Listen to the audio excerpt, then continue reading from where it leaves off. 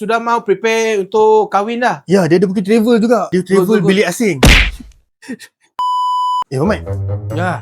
you ada ingat tak Haziq? Haziq siapa? Haziq yang duduk kat Kepong tu.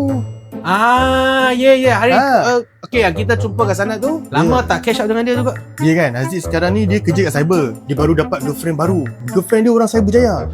Hari tu I tengah dia macam sudah mau prepare untuk kahwin dah. Ya, dia ada pergi travel juga. Okay. Dia travel Good. bilik asing.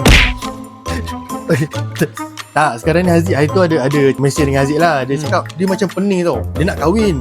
Dia tak tahu pilih mana satu. Bilik rumah ke bilik bini? Bukan. Then Dia baru ada satu girlfriend je. baru satu girlfriend. Dia tak laku sangat. Family dia kat Kepong.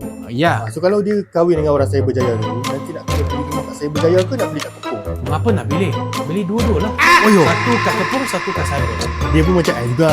Bukannya banyak cash sangat. So boleh pilih satu je. Okey, ini rumah memang sesuai dia. Seroja apartment. Biar I tunjuk you. Ada nampak? Nampak. Tu MRT line 2. Oh, station? Satu line boleh terus sampai Cyberjaya. Oh. Memang tak ada masalah.